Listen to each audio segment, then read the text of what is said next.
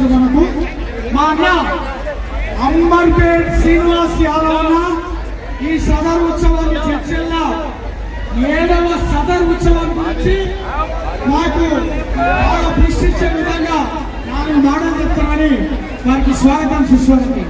రాజు శ్రీను యాదవ్ అంబర్పేట్.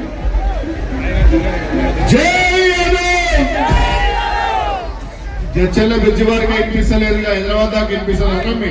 జై యాదవ్. హైదరాబాద్ కి ఆశాన్ ఎట్లా అనుకోబన్నా అంటే తెలుసా? ఎట్లా అనుకోబన్నా?